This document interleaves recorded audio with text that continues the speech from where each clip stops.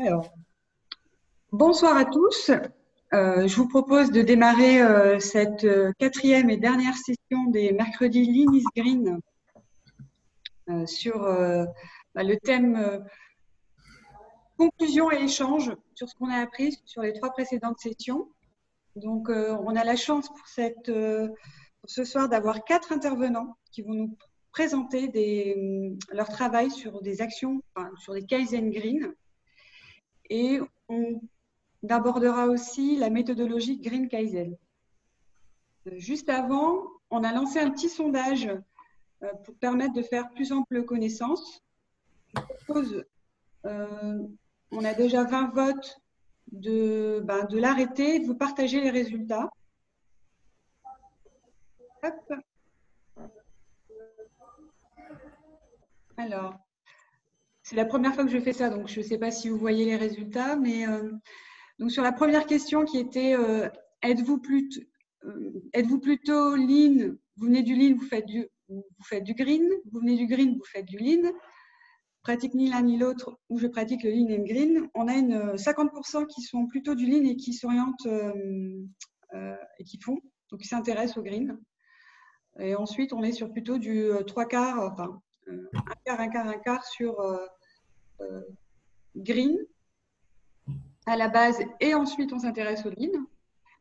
On pratique lean l'un ni l'autre 20% et je pratique le lean and green 20%. Alors, sur les fonctions des personnes qui sont ce soir avec nous, donc 15% sont des dirigeants d'entreprise, on a 10% de cadres lean, 10% de cadres green, 20% de cadres lean et puis 20% de consultants lean, ainsi que d'autres fonctions. Malheureusement, on ne peut pas mettre des réponses nominatives. Voilà. Et enfin, la super question, si on était un super-héros lean and green, donc la majorité est bip bip et coyote, c'est en se plantant qu'on pousse. C'est un peu en quoi consiste le lean aussi, hein, d'apprendre en testant. Voilà. Merci à tous d'avoir répondu à ce questionnaire. Et puis, je vais laisser la parole à Sophie. Eh bien, à mon tour de vous souhaiter la bienvenue. Alors, comment ça va se passer aujourd'hui? Donc, aujourd'hui, c'est la dernière intervention de 4 mercredis du mois de juin. Alors, mon ordi, il ne veut pas passer la suite. Ah, je suis désolée, c'est moi qui dois faire les manipulations sur PowerPoint et il est planté.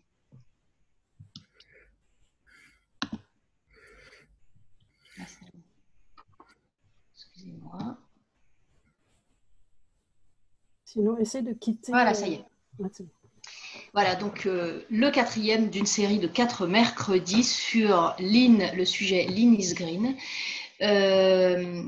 Alors, pour tout vous dire, on a longuement préparé ce 4e rendez-vous.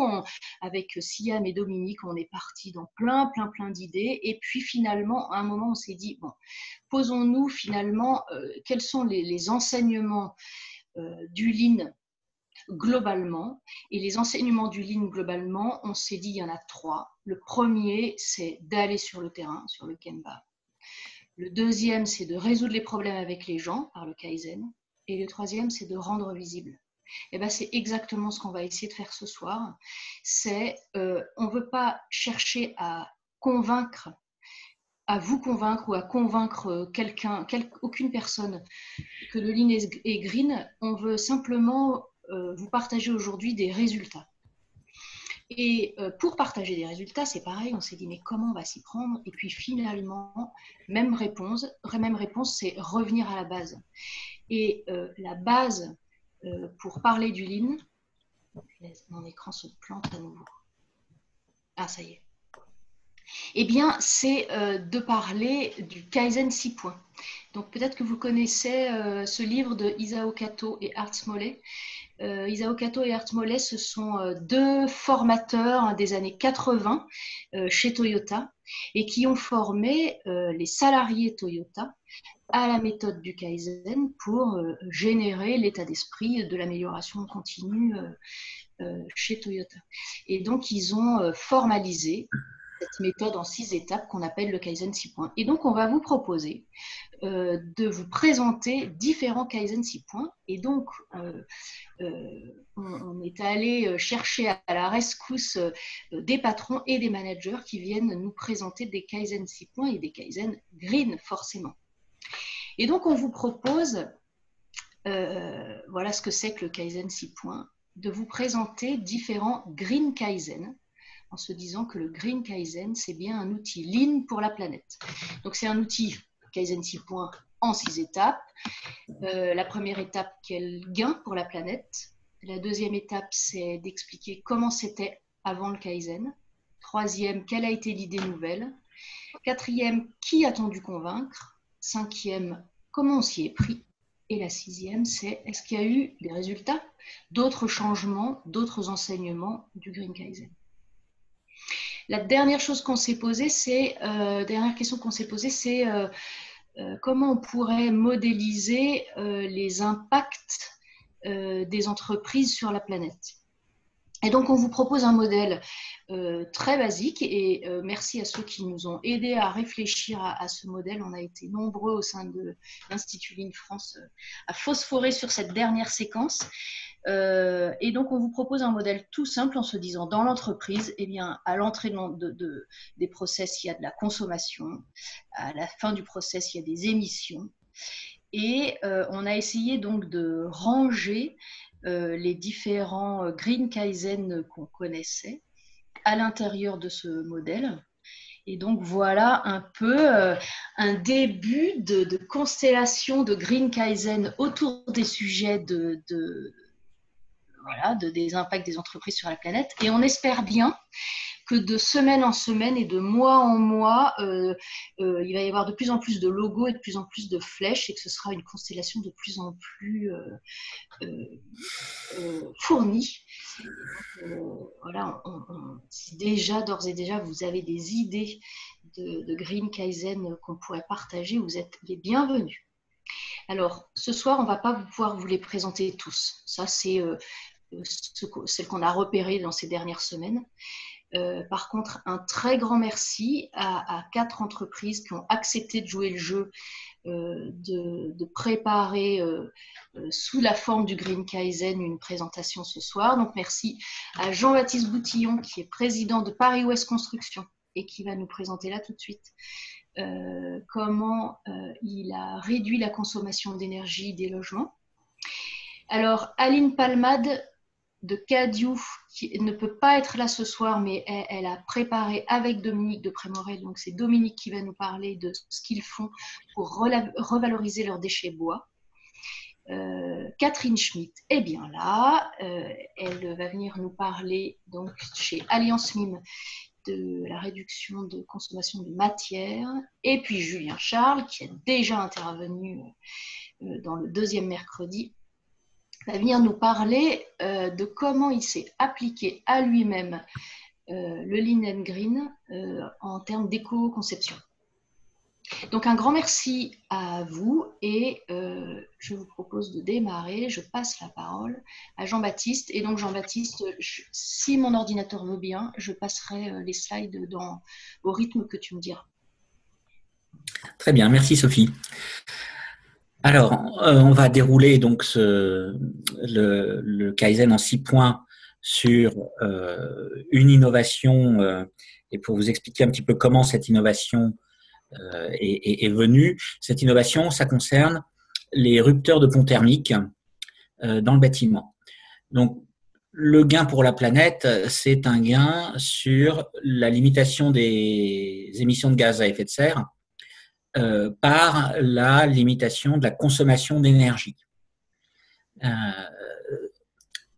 L'objectif, le résultat qu'on a atteint, ça a été une division par deux des déperditions au niveau des ponts thermiques. Et on l'a atteint avec un procédé qui, par rapport à d'autres procédés concurrents qui donnaient sensiblement le même résultat, se traduit par un coût de réalisation moins cher de 20 € par mètre carré habitable. Alors, ça peut sembler beaucoup ou très peu, c'est en gros 1% du coût pour réduire 1% de coût sur le coût de construction total et la réduction des déperditions au niveau des ponts thermiques, ça représente seulement quelques pourcents de l'ensemble des consommations énergétiques, mais c'était un impératif législatif et normatif donc que la loi et notamment les différentes réglementations thermiques applicables aux bâtiments nous imposaient. On peut passer au deuxième point. Écoute, je sais. Ou pas. Alors moi, je veux bien. C'est gentil. Casse-pied, peut-être qu'il se fige, attends. Alors, le deuxième point, je vais en parler. Voilà. Merci. Donc, quelle est la situation avant le Kaizen? Si on regarde le bilan carbone de la France, c'est-à-dire l'ensemble des émissions de gaz à effet de serre, on voit que l'immobilier représente à peu près 20% des émissions de gaz à effet de serre. Donc, chacun doit contribuer, mais quand on travaille dans la construction, quand on travaille dans la rénovation, quand on travaille dans l'immobilier, on a vraiment quelque chose à faire parce qu'on impacte massivement les émissions de gaz à effet de serre au niveau national. Plus modestement, au niveau de notre entreprise, qu'est-ce que c'est qu'un pont thermique? Un pont thermique, c'est les déperditions. Alors, excusez-moi, je vois une question sur le chat. Les 20 € par mètre carré, c'est 20 € au moment de la construction. C'est pas par an, c'est lors de la construction de l'immeuble. Les ponts thermiques, donc, ce sont les déperditions qui existent à la jonction entre les planchers et les murs de façade, ou à la jonction entre les murs dits de refend, c'est-à-dire les murs qui viennent contre la façade, pas les murs de façade elles-mêmes. Là, il y a un point faible dans l'isolation thermique de l'immeuble. Et sur ce qu'on voit sur le petit schéma de droite, c'est ce qu'on voit quand on fait des scans thermiques des immeubles, c'est-à-dire on voit où part l'énergie, ou par la chaleur. Et ce qu'on a cherché à traiter, c'était les ponts thermiques au niveau des planchers. L'évolution des normes nous a conduit à passer d'en gros 90 kWh par mètre carré par an à 50 kWh par mètre carré par an.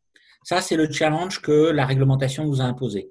C'est un challenge qui s'est fait sur plusieurs années, mais c'est bien ce qu'on voulait atteindre.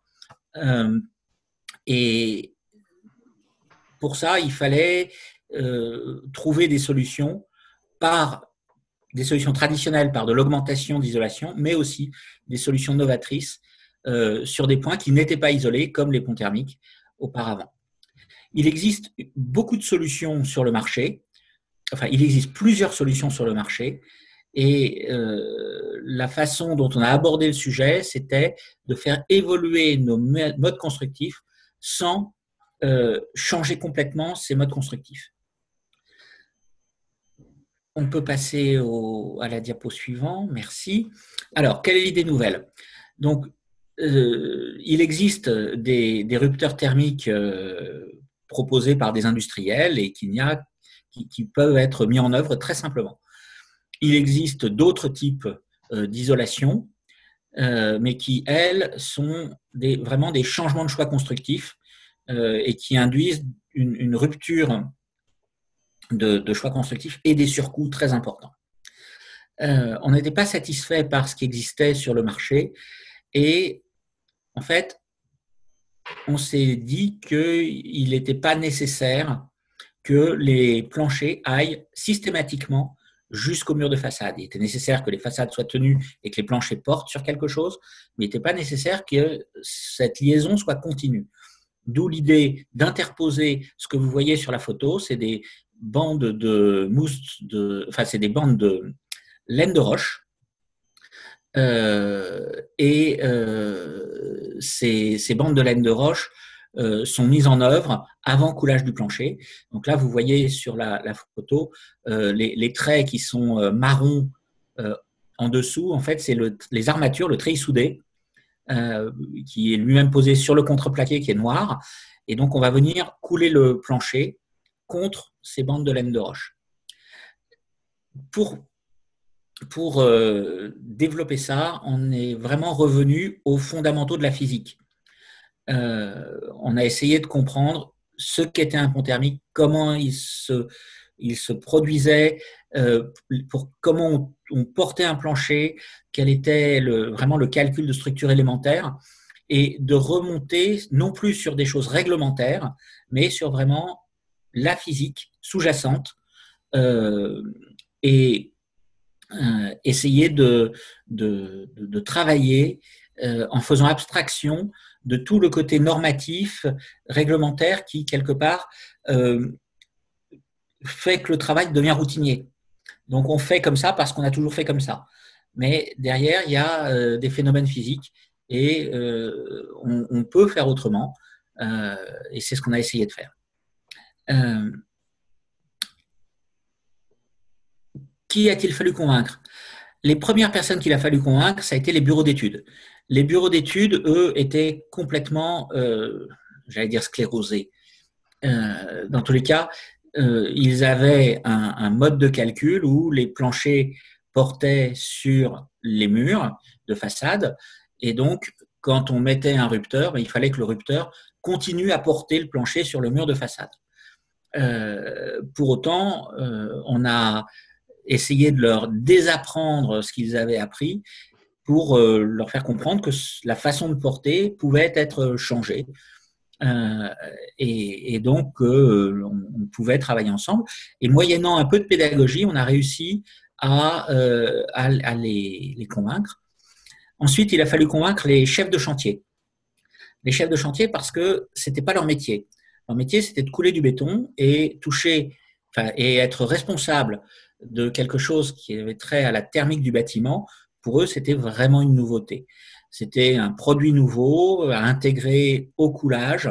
Voilà, c'était pas leur métier. Quand on intègre au coulage des éléments de plomberie, c'est le métier du plombier. Quand on intègre des gaines électriques, c'est le métier de l'électricien. Mais là, ça devenait le métier du maçon. Il a fallu convaincre les chefs de chantier, puis les maçons, et les rassurer sur le fait que c'était faisable, c'était possible, et que c'était même valorisant dans leur métier d'apprendre à faire ça. Comment s'y est-on pris? Alors, en fait, on a procédé, ça a été très long, et on a eu la chance de ne pas avoir d'échec flagrant.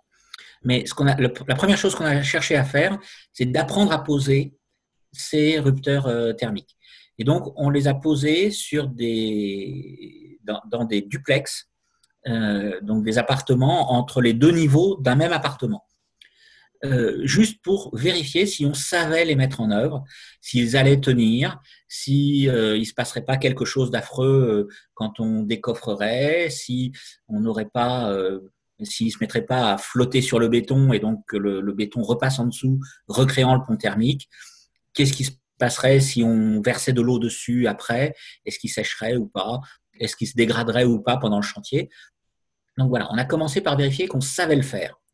Et on l'a fait dans des conditions particulières où il n'y avait aucun impact ni sur l'acoustique, ni sur le feu. On a juste voulu vérifier qu'on savait le faire et que structurellement, on parvenait à le faire. Après ça, on l'a fait dans un immeuble en mettant à un étage sur deux. Et comme ça, on pouvait faire des mesures acoustiques et regarder, par exemple, si on les mettait entre le deuxième et le troisième étage, si on obtenait des résultats différents en acoustique entre le deuxième et le troisième par rapport à ceux qu'on obtenait entre le premier et le deuxième ou entre le troisième et le quatrième. Et on a pu vérifier que par des essais in situ, mais qu'il a fallu faire une fois que le bâtiment était terminé, hein, donc une dizaine de mois ou une douzaine de mois après leur mise en place, on a pu vérifier qu'on n'avait pas de différence de mesure entre les planchers avec et les planchers sans rupture thermique. Et enfin, la dernière chose qui était inquiétante, c'était la stabilité au feu, puisque les planchers contribuent à ce que s'il y a le feu à un étage, il ne se propage pas à l'étage du dessus, du moins il laisse le temps aux gens du dessus d'évacuer l'immeuble avant la ruine de l'ouvrage. Donc ça, c'est des essais qui ont été faits dans un laboratoire en partenariat avec le fabricant et le fournisseur de la laine de roche qui était quelque part trop content de trouver un nouveau débouché à son produit. Voilà comment on s'y est pris et ça a pris plusieurs années. Quel résultat? Alors, outre le fait d'avoir un procédé nouveau, plus facile à mettre en œuvre, donc plus économique et très performant, en tout cas plus performant que les procédés industriels concurrents, ça a permis d'une part de beaucoup de mieux travailler avec des bureaux d'études techniques et en expliquant notre solution, d'obtenir une forme de reconnaissance de ces bureaux d'études techniques sur une compétence en structure, en thermique de la part de l'entreprise. Au-delà des bureaux d'études, ça a développé l'image de l'entreprise chez les architectes, chez les clients. Et tout ça rentre dans l'objectif de Paris West Construction, qui est bien évidemment de réduire les émissions de gaz à effet de serre, de tenir le fameux facteur 4, c'est-à-dire la division par 4 des émissions de gaz à effet de serre à l'horizon 2050. Depuis 2010, on a réduit de 39% nos émissions de gaz à effet de serre par mètre carré de bâtiments construits. Donc, ce n'est pas encore 75, hein, mais on n'est pas non plus en 2050. Et dans tous les cas, on a fait une première très grosse marche sur les 10 dernières années, puisqu'on a fait plus de la moitié du chemin. Et par contre, la deuxième moitié sera plus difficile et il nous reste encore 30 ans pour la faire. Est-ce que j'ai tenu le délai et est-ce que vous avez des questions? J'ai vu des questions passer sur le chat. Il y a des questions, Jean-Baptiste, merci. Merci pour ton témoignage. Et effectivement, il y a une question là de Dominique Lépine. Donc, vous avez compris, en fait, à chaque Green Kaizen qu'on va vous présenter, chaque cas, il y aura aussi 2 questions. Et après, on aura une session un peu plus globale de questions-réponses. Donc, je prends la question de Dominique Lépine. Avez-vous considéré aussi les ponts thermiques au niveau des caves? Alors, oui, on considère tous les ponts thermiques horizontaux. D'accord. On prend cela parce que c'est ceux que la norme nous impose de réduire. C'est un peu particulier. En fait, les ponts thermiques verticaux, on pourrait travailler dessus aussi. Et on a commencé à travailler dessus aussi. On en a fait parfois. Mais on est dans une situation tout à fait paradoxale, à savoir que la norme n'impose rien. La norme ne les considère pas parce qu'il n'y a pas de solution industrielle. Et la solution qu'on a mise en œuvre est tout à fait pertinente pour les ponts thermiques verticaux. Alors, il faut quand même savoir que les ponts thermiques verticaux représentent, sur l'ensemble des ponts thermiques, moins de 30% du total. Donc, c'est assez raisonnable de traiter d'abord les ponts thermiques horizontaux et on les traite à tous les niveaux. Alors, on ne les traite pas, excusez-moi, je ne suis pas tout à fait clair, on les traite y compris entre le sous-sol et le rez-de-chaussée, mais on ne les traite pas entre les sous-sols parce que les caves ne sont pas chauffées. Donc, à partir du moment où elles ne sont pas chauffées, on considère qu'il n'y a pas de déperdition thermique puisqu'on n'apporte pas d'énergie dans la cave. Voilà. Et puis, je vois une deuxième question. Quid de l'approche des archis?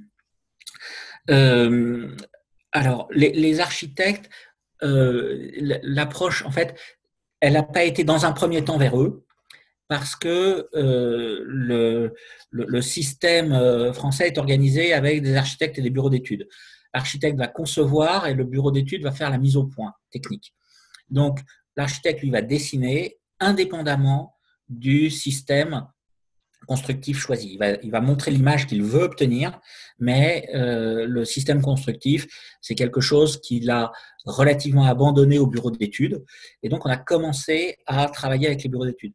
Par contre, il y a un mode de fonctionnement en logement social qui s'appelle la conception-réalisation. La conception-réalisation, ça consiste à associer dès le début de l'opération un architecte, un bureau d'études, une entreprise.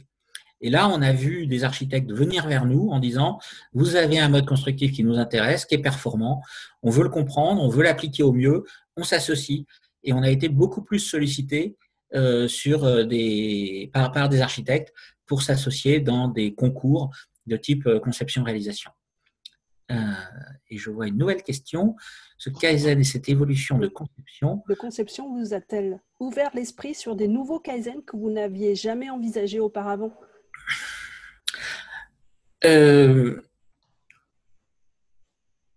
Alors, c'est difficile à dire. La réponse est difficile. Dans tous les cas, elle n'est pas unique. Ce Kaizen précisément n'a pas généré un Kaizen suivant. Par contre, ce Kaizen, ça a été l'occasion de faire un dépôt de brevet. Et ça a donné une dynamique à l'innovation dans l'entreprise qui a touché vraiment toute l'entreprise et qui a stimulé l'ensemble des équipes en se disant oui, c'est possible d'innover dans notre métier, même si on est plus brick and mortar, tu meurs. Hein. On est vraiment extrêmement conservateur, on a des temps de cycle qui sont très longs, c'est très difficile de changer les choses, mais ça a changé l'état d'esprit de toute l'entreprise. C'est ce Kaizen précisément l'a fait très indirectement puisque ça n'a pas débouché sur un nouveau Kaizen. Par contre, ça a débouché sur d'autres choses, d'autres initiatives, d'autres innovations et le fait que chacun pouvait pousser ses innovations, ses idées, les tester. Et oui, donc des axes d'amélioration, absolument. Eh bien, merci beaucoup Jean-Baptiste pour ce premier Green Kaizen. Alors, il va falloir qu'on accélère un tout petit peu parce que on a normalement il nous reste plus qu'un quart d'heure pour les suivants. Je pense qu'on va prendre quand même un tout petit peu plus de temps. Et donc, je passe la parole à Dominique. Et Dominique, donc en fait, tu vas nous parler de Cadio. Oui, c'est ça. Porte-parole de Aline. Exactement. Et effectivement, hein, c'était important en fait pour nous d'avoir le témoignage de Cadio parce que, en fait, pour ceux qui ne connaissent pas Cadio, donc c'est une entreprise, c'est une PME bretonne de 450 personnes qui a mis en œuvre avec beaucoup de succès en fait le Lean depuis 2012. Donc c'était intéressant de voir aussi leur démarche en fait sur le Green. Et donc je remercie Aline qui n'a malheureusement pas pu se libérer ce soir, mais elle a eu la gentillesse de partager en fait les éléments avec moi pour que je puisse en fait la représenter. Donc je remercie pour sa confiance. Alors Aline, il faut savoir qu'elle est responsable de la performance durable en fait du Green chez Cadio. Voilà un petit peu le contexte. Est-ce que tu peux du coup passer au slide suivant s'il te plaît? Voilà.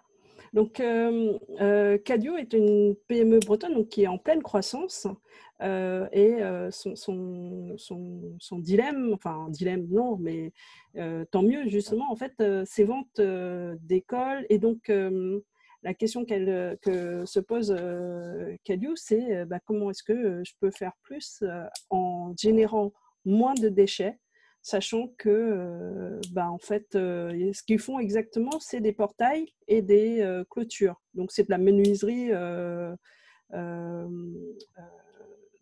dont c'est le métier.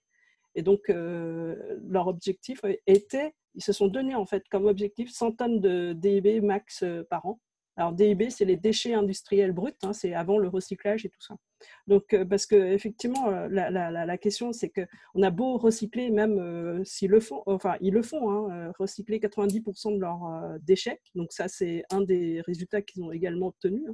Mais comme ils font 15 à 20 points de croissance, en fait, on va juste rajouter plus de déchets dans la nature, en fait, même si on les recycle. Donc la question, c'est comment éviter de forcer les gens en fait, à fabriquer ou à extraire de la matière première qui, au final, vont être mis à la poubelle. Donc, est-ce que tu peux passer donc, au slide suivant, s'il te plaît?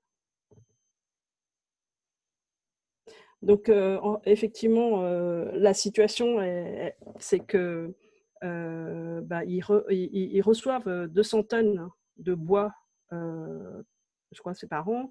Et ces bois-là, d'où est-ce qu'ils viennent? D'une part, hein, donc c'est des bois en fait qui viennent qui emballent des profilés en alu, en PVC qui font pour les clôtures et les portails.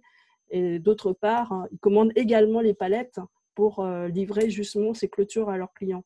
Et donc, résultat, c'est qu'ils se retrouvent avec 200 tonnes en fait en entrée, 140 tonnes en sortie, qui part au recyclage et qui n'ont eu qu'une seule utilisation. Donc ça illustre bien, hein, même si on recycle, c'est bien, mais bon, le problème, c'est que on génère toujours du déchet, en fait, malgré tout. Et ce qu'on peut voir, c'est qu'il y a même des déchets qui sont refusés en Chine et en Inde. Et donc, la question qui se sont posées, c'est comment s'intéresser aux déchets, en fait, à la source. Et donc, quand on n'a pas réussi à les supprimer, en fait, on va chercher à les réutiliser. Et c'est l'idée qu'ils ont. Alors, attends, excuse-moi, tu peux revenir un petit peu en arrière, voilà. Et ce qu'il faut savoir, en fait, la différence aussi, c'est que, vous avez compris, hein, ils mettent des palettes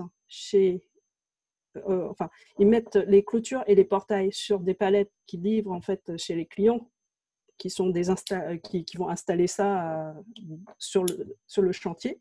Donc, la question, c'est ces palettes, qu'est-ce qu'ils deviennent? Les clients, c'est aussi un problème de clients, c'est ça que je voulais juste vous dire, c'est que ces palettes-là, le client, soit il doit s'organiser pour les mettre à la déchetterie, donc ça a un coût, parce que les déchets industriels bruts, ça a un coût en fait quand on les met à la déchetterie, ou alors il faut qu'il les stocke, et qui dit stock, en fait il stocke dans des bennes qu'il loue, et ça aussi ça a un coût pour le client. Donc voilà, ça c'était donc la situation avant le Kaizen. Maintenant, si tu veux bien passer au slide suivant, voilà.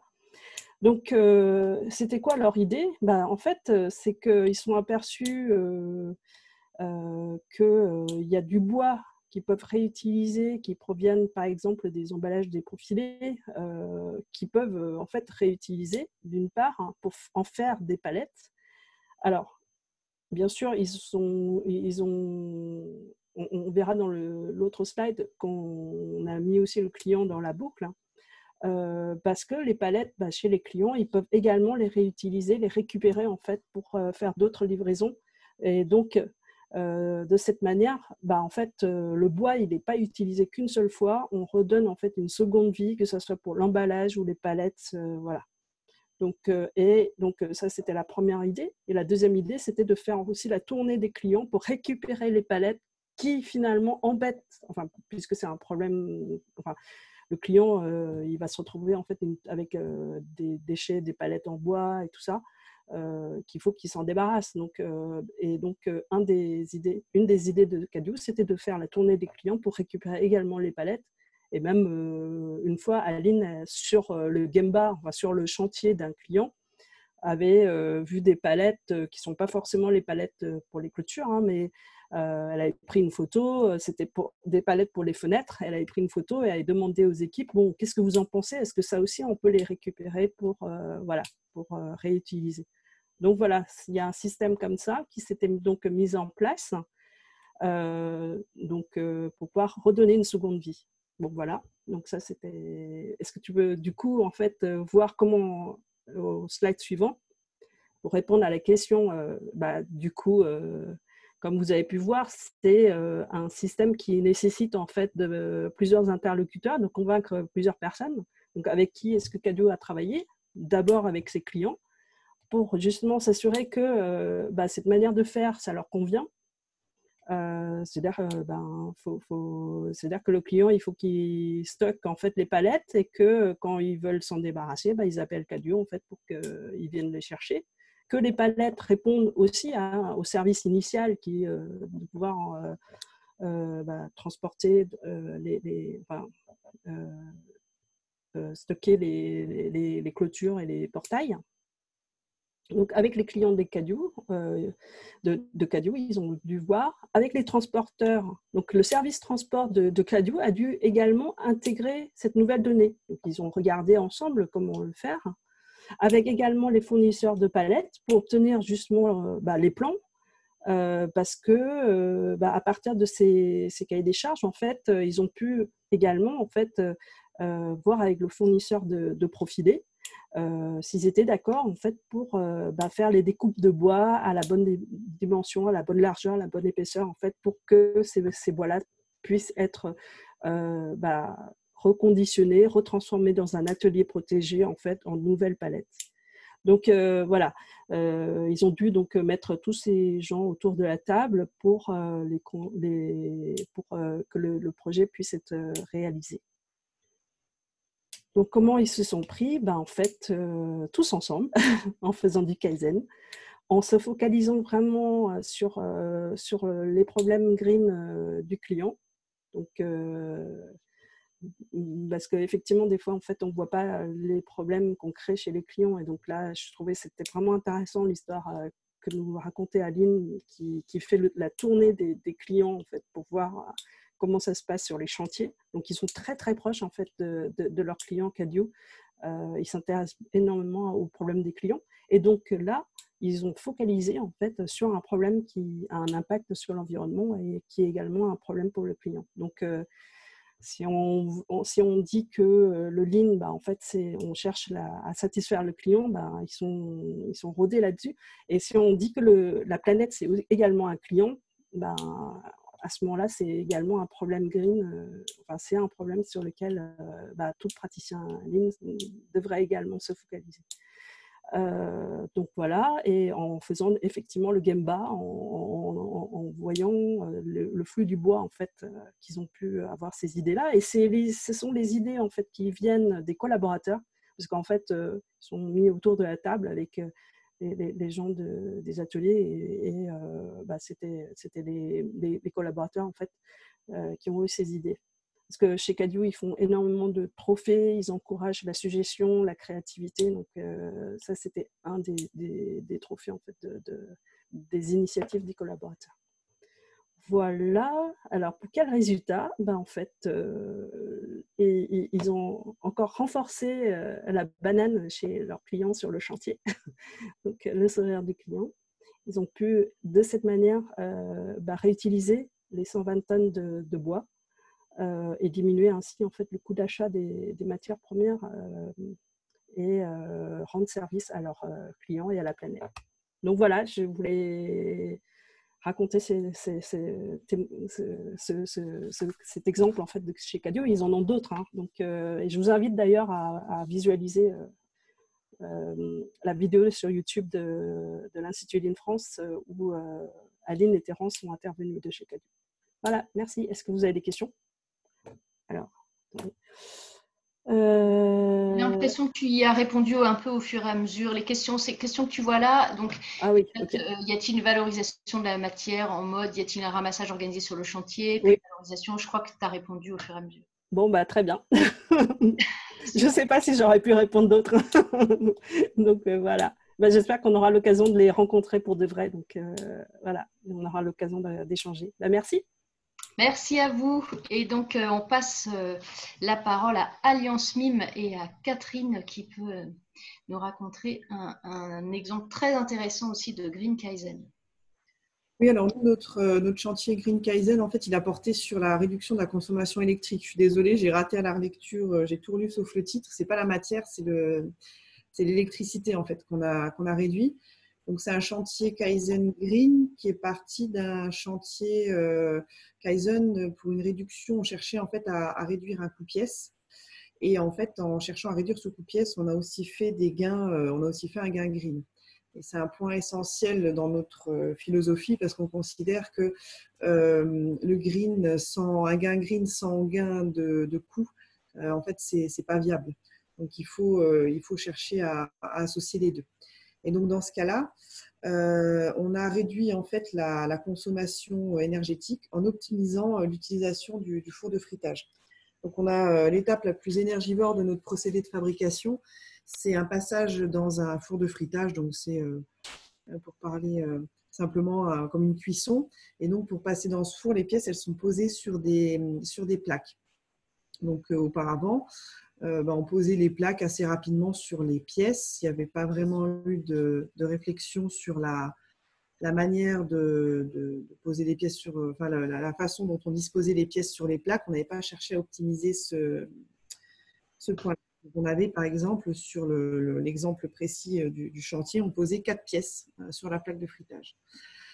L'idée nouvelle, ça a été d'imbriquer les pièces les unes dans les autres pour maximiser la surface utile, donc pour pouvoir poser plus de pièces sur les plaques et donc réduire le coût énergétique par pièce. Donc, les gens qu'il a fallu convaincre, ça a d'abord été les opératrices parce qu'elles, ça les affectait directement. C'était plus compliqué pour elles parce que les pièces ne s'orientaient pas toutes de la même manière sur les plaques. Donc, il y avait une crainte au niveau des cadences et puis au niveau de la difficulté. Et puis également, c'est un produit qualifié qui est assez sensible. Donc, tous les changements, les clients sont assez frileux à tous les changements qu'on pourrait apporter.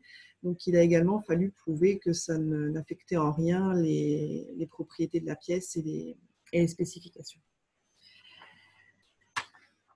Donc, comment on s'y est pris? En fait, on a joué à Tetris avec les pièces en essayant différentes combinaisons et puis on est assez vite arrivé à cette solution où on arrive à poser une pièce de plus par plaque. Dans un four, il y a 352 plaques, donc ça fait 352 pièces de plus par four. Donc, c'est un gain qui est très significatif. Et on s'est rendu compte également qu'il y avait beaucoup d'autres références où on pouvait faire le même travail. Et donc, on a fait un gros travail pendant 3-4 mois où on a, sur chaque référence, optimisé la quantité de pièces par plaque. Et donc, on a eu vraiment un impact sur notre consommation globale. On voit sur le graphe, c'est la consommation par kilo de matière livrée. Et donc, on voit une tendance qui est quand même nettement à la baisse depuis qu'on a fait ce Kaizen. Voilà. Bon, merci beaucoup. C'était particulièrement intéressant. Parce que c'est très très spécifique et je trouve que plus les exemples sont spécifiques et plus ils sont parlants. Là, il est particulièrement parlant. Alors, je te laisse voir, Dominique. Il y a une question. Il y a une question effectivement d'Alain. Non, la question d'Alain, c'était pour avant. C'est la question de okay. Alors, je ne saurais pas répondre. je relayerai la question à Aline. Est-ce que vous avez donc diminué le lead time? Pas pour le client. Parce que une question de Dominique. C'est un process qui est par batch où là, on sort plus de pièces. Donc, oui, on réduit, ouais. le lead time. Oui. Aucun impact sur des pièces qui se toucheraient. Est-ce qu'il y a un impact, est-ce que c'est une question, Arnaud? Aucun impact qualité sur des pièces qui se toucheraient donc. C'était justement un point dur qu'il a fallu lever. Mais bon, une fois que les opératrices ont été formées et qu'elles ont pris l'habitude, on n'a eu aucun souci qualité. Elles se sont habituées à la nouvelle manière de poser. Et puis, on n'a jamais eu de souci. D'accord. Donc, est-ce qu'il a fallu… Alors là, je vois Alain. Si les pièces sont positionnées à la main, y a-t-il un impact sur la main-d'œuvre? Tu veux dire en termes de formation ou quelque chose comme ça, Alain? En termes de temps de main-d'œuvre, peut-être. Les cadences sont… Je parle des temps de main-d'œuvre, en fait. Hein, c'est le coût global, in fine. optimiser les surfaces, il y a longtemps qu'on le fait dans l'automobile, et ça vous le savez tous, mais par contre, si c'est positionné à la main, je veux dire, c'est pas la même chose que quand on fait un peu de vrac et qu'on les positionne d'une façon un peu plus floue, quoi, je veux dire, un peu moins précise. Hein. Ça demande généralement un peu plus de main-d'œuvre. La productivité est sûrement meilleure, là, il n'y a aucun doute, mais est-ce qu'on a fait cet impact sur la main-d'œuvre? Enfin, puisque tout à l'heure, on parlait justement on ne fait pas de green enfin, c'était le début, hein, si on n'arrive pas à sortir des réductions de coûts. J'ai entendu ça, ou c'est moi qui mal traduit. Non, c'est tout à fait juste. La cadence a pratiquement pas bougé. Au début, un petit peu. Après, une fois qu'elles se sont habituées, c'est allé plus vite. Et en fait, en termes de rebut, c'est presque meilleur, parce que comme c'est plus sensible, ils font plus attention. Donc, il n'y a pas eu d'embêtement avec ça. D'accord. Ok. Super, merci. Eh ben, merci beaucoup Jean-Claude et Catherine. Et nous pouvons passer au dernier, mais pas des moindres, qui est un Green Kaizen dans l'IT. Et c'est Julien qui va nous en parler de Seven Shapes. Ouais. Ah, c'est un petit peu chargé les slides du coup là. Ouais, toi, tu as réussi à faire l'exercice de le faire tenir en une slide, ce qui est quand même pas mal. J'ai optimisé tout l'espace. Ouais. Donc du coup, nous, donc pour ceux qui n'auraient pas suivi, donc Seven Shapes, donc on a une solution qui permet de former en ligne de manière digitale, donc avec un jeu vidéo en fait. Donc c'est une simulation en 3D qui tourne sur le web. Donc ça, c'est important de savoir qu'elle tourne sur le web. Donc ça veut dire que cette solution informatique, elle a un poids en mégaoctets. Et cette formation dure un certain temps, donc 14 heures. Donc, en fait, depuis qu'on a créé Seven Shapes avec la Seven Shapes School, on a augmenté notre volume de temps de formation et on est passé de 2 heures à 12-14 heures, quoi, en gros. Sauf que proportionnellement, les mégaoctets ont augmenté proportionnellement aussi au temps de formation. Et donc, la consommation en watts heure a également augmenté. Donc, on s'est fixé comme objectif. Alors, on n'était pas du tout obligé, on n'est pas contraint, les coûts serveurs, etc. Ce n'est pas ce qui nous coûte le plus cher, en fait. Hein. On l'a fait parce qu'on avait vraiment envie de le faire. Et quand même, il y avait une vision client qui est de plus le jeu va être léger, plus le téléchargement va se faire rapidement et meilleure l'expérience utilisateur sera bonne, en fait, aussi, quand même. Donc, il y avait une expérience client aussi qui pouvait être meilleure. Donc, 2 objectifs, diviser par 10, en fait, le poids en mégaoctets de la solution, donc qui est composé d'assets graphiques, de code informatique et de vidéos avec du graphisme dedans. La consommation en watts, du coup, on a mesuré ça. Donc, on a mesuré ce qui se passait sur les ordinateurs, ce qui se passe sur les box, ce qui se passe sur les serveurs, tout le flux complet, quoi. Ce qu'on s'est rendu compte, donc la situation actuelle, c'est que le temps de formation, il a fait x7 de 2017 à 2020, mais la consommation en watts, elle a fait x600 en fait. Donc, ce n'est pas du tout proportionnel. Donc là, on s'est dit, OK, là, il y a un truc à faire et on le voyait bien, les PC chauffés, ça consommait de l'énergie. Et en fait, le constat que j'ai fait quand je faisais le Gamba, c'est que dans une salle de réunion, au début, tout le monde a son ordinateur portable non branché. Et au bout d'une demi-heure, tout le monde se mettait à brancher les portables partout et on se disait, voilà, il y a beaucoup trop de consommation, quoi. Donc, j'ai dit, OK, il va falloir qu'on fasse quelque chose. Donc, déjà, on a identifié donc, le poids du jeu, donc le temps de formation a fait x7, le poids du jeu a fait x5 en mégaoctets et la conso x600. Et en fait, même la première version de la Seven Shapes School, le PC se vidait plus vite en batterie que le rechargement, en fait. Donc là, on s'est dit, OK, ça ne fonctionne pas du tout. Et des PC un peu trop âgés qui auraient 6-7 ans, la solution, elle ne tournait pas dessus parce que c'était trop lourd. Donc, on s'est dit, on va s'appliquer une démarche Lean Green. Et donc, la première chose qu'on a fait, c'est de se définir des objectifs, de mesurer ce qui se passait. Donc, on a utilisé une analyse carbone avec Carbonalisé, ou Carbone Analyzer, où on a mesuré tout ce qui se passait quand quelqu'un jouait à la formation. On a mis des prises en paramétrique quand je faisais des classes virtuelles. On a regardé ce qui se passait, quoi. On a également utilisé des outils. Donc, nous, on est hébergé chez Amazon Web Services. C'est souvent par ça qu'on commence quand on est une startup. Et donc, du coup, Amazon met à disposition des outils web qui permettent de mesurer ce qui se passe sur les serveurs. Et donc, du coup, on a regardé également aussi ce qui se passait. On a fait un peu de benchmark en termes de mesures sur notamment les plateformes de téléchargement en ligne de jeux vidéo comme Steam, pour ceux qui ont des enfants et qui voilà, ils téléchargent des jeux sur Steam. Et donc, voilà. Et donc, on voyait des jeux vidéo qui étaient beaucoup plus jolis, beaucoup plus complexes graphiquement et qui tournaient beaucoup mieux. Donc, on s'est dit, il y a quelque chose qui ne va pas. Donc, on s'est dit, il y a forcément quelque chose à faire. Donc, on a mesuré ce qui se passait. On s'est rendu compte que finalement, ce qui consommait le plus, c'était les vidéos et la partie graphique et un petit peu le code aussi, parce qu'on peut optimiser les appels de code informatique et faire en sorte que ça fonctionne mieux. La personne qu'il a fallu convaincre, c'est le directeur artistique, parce que ça veut dire qu'on va dégrader visuellement le jeu. Et lui, c'est un peu son bébé, du coup. Donc, du coup, il n'aime pas trop qu'on touche à ça. Donc, du coup, visuellement, il a fallu dégrader un petit peu. Les vidéos qui étaient en HD, il a fallu les passer en 720p, voire moins. Mais on est quand même passé sur des vidéos aussi en motion design. Donc, c'est des petits personnages qui vont bouger ou des logos qui pop. Ça demande moins d'éclairage, ça demande moins de lumière. On essaye d'avoir des choses un peu plus sombres, de jouer avec des couleurs de façon à moins consommer d'énergie aussi derrière. Plus aussi essayer, on a enlevé, sorti des vidéos qui n'avaient pas forcément de sens à être téléchargées. Donc, on a travaillé sur beaucoup de choses. Donc, du coup, les gains rapides, ça a été les vidéos en les compressant et en sortant certaines vidéos qui fonctionnaient pas, enfin, qui n'étaient pas obligatoires dans le parcours de formation.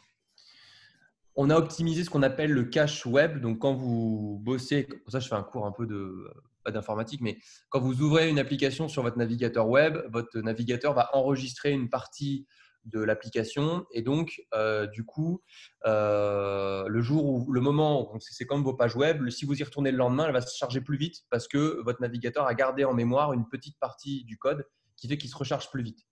Donc, vu qu'on n'a pas une mise à jour, on a des mises à jour grosso modo tous les mois, donc on en a toutes les semaines et tous les mois, mais quelqu'un qui va se connecter le lundi et se reconnecter le vendredi, il n'y a pas de grosse différence au niveau du jeu, donc il n'y a pas besoin de tout retélécharger.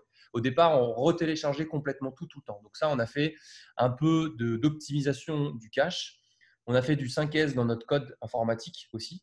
On a viré tout ce qui servait à rien. On a optimisé, compilé, organisé, détaillé. Les développeurs, donc c'est un peu nos maçons à nous, ils ont détaillé et documenté le code informatique pour pouvoir l'optimiser.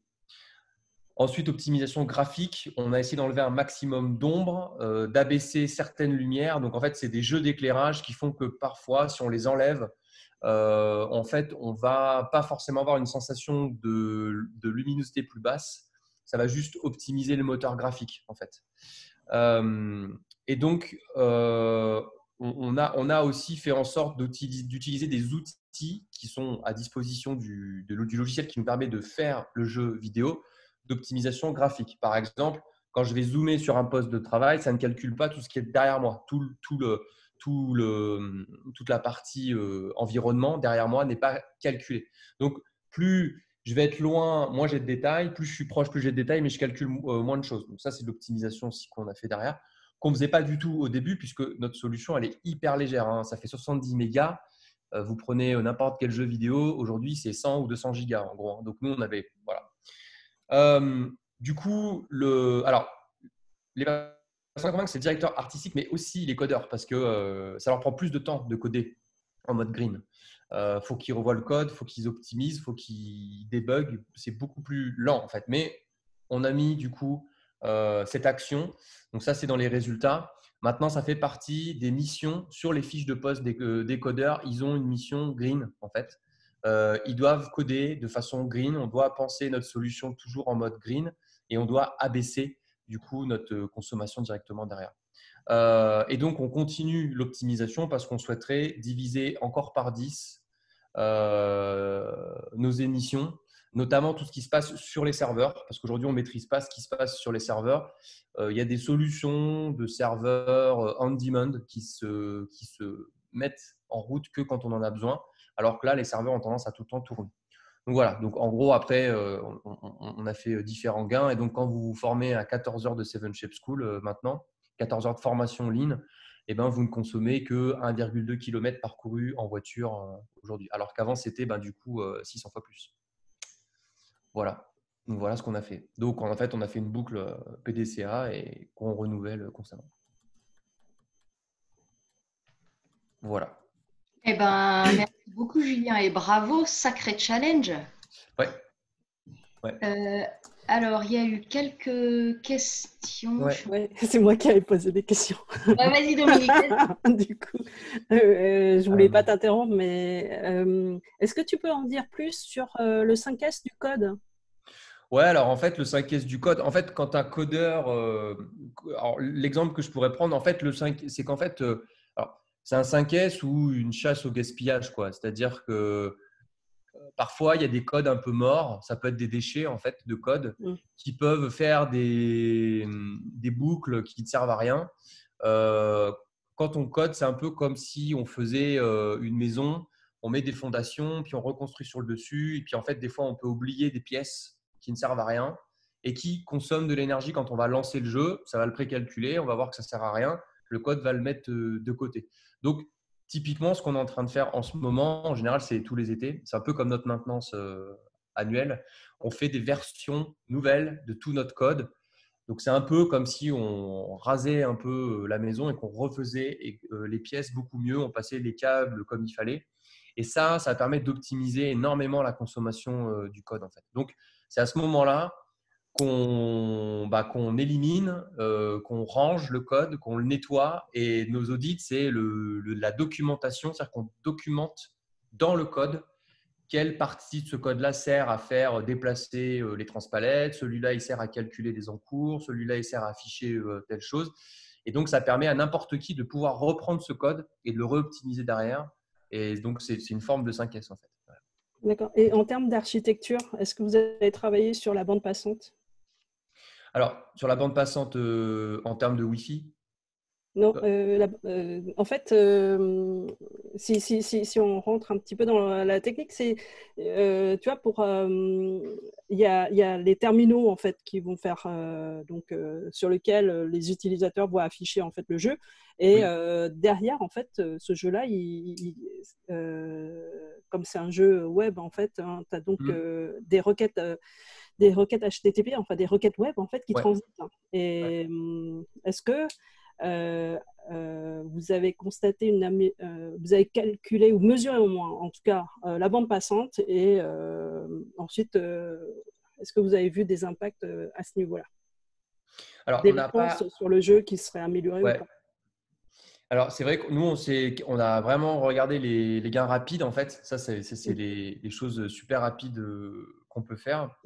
Et finalement, la partie web, en fait, donc on a recruté quelqu'un qui s'occupe plutôt de la partie back, donc plutôt web, qui est en train de travailler sur ça, en fait. Donc, on va regarder un petit peu comment on peut optimiser. Dans tous les cas, ce qu'on voit, c'est qu'on a des benchmarks. En fait, on a regardé, c'est un peu nos Toyota à nous, en fait, du Steam, sur Steam, ce qu'ils arrivaient à faire, en fait. Et typiquement, on peut faire des miracles et ne rien consommer. Et donc, typiquement, la partie web, on est en train de la regarder. Et bon, moi, je ne suis pas expert, hein, du coup, donc je te dirai des bêtises. Mais typiquement, tout ce qui va être cache, optimisation, les requêtes qu'il y a derrière, on a beaucoup d'optimisation à faire. Si tu joues au jeu et que tu appuies sur F12, tu regardes tout ce qui se passe.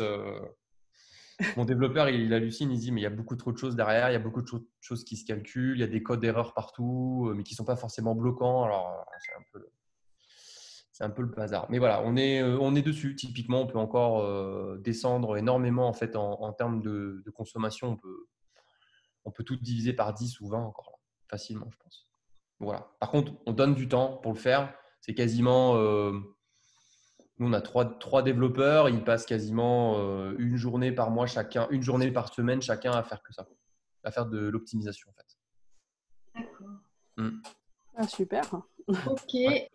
Eh bien, écoutez, un très grand merci à tous ceux qui ont accepté de jouer le jeu, là, de présenter leur Green Kaizen. C'était particulièrement intéressant.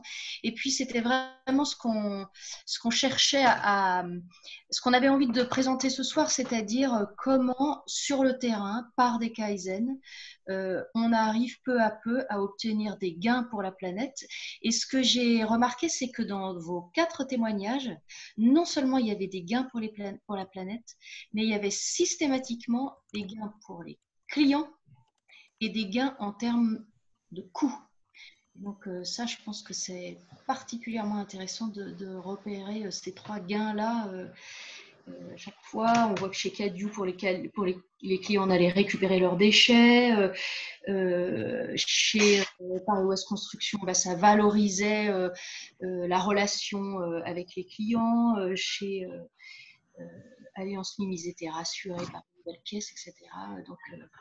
Donc bravo et merci à chacun des interlocuteurs qui ont pris le temps de préparer ces Green Kaizen, parfois un peu à l'arrache, et qui ont accepté de venir les présenter ce soir. Merci à tous pour votre fidélité à tous ces mercredis soirs à 21h, des 1h absolument pas possibles. On a un dernier sondage à vous on a un proposer. dernier sondage. Parce qu'avant de partir, on a des questions à vous poser pour la suite.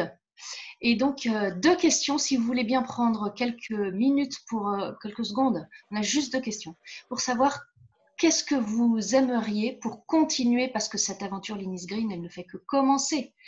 On aimerait bien avoir plein d'autres histoires à raconter dans un prochain événement. Donc, merci de nous dire ce qui vous arrangerait le plus.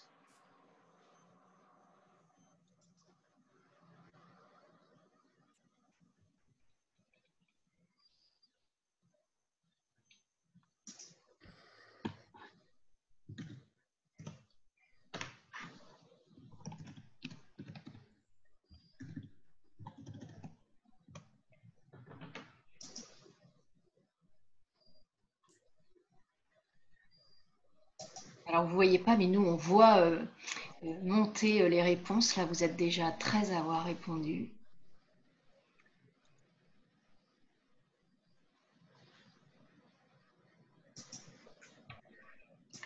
Et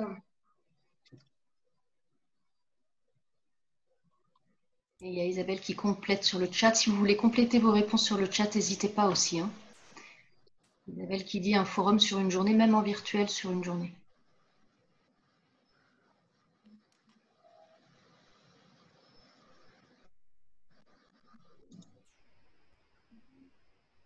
Ah oui, c'est parce que Isabelle, tu joues pas.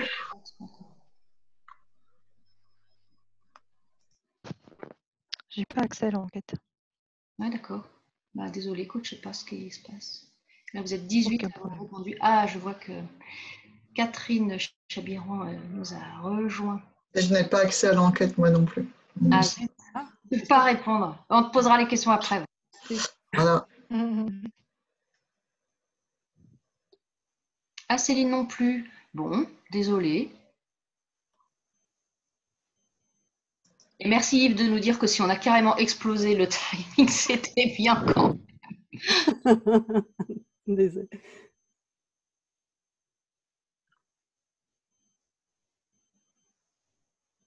Bon, je crois qu'on a 19 répondants. Siam, c'est peut-être… Ok. Je vous envoie ça.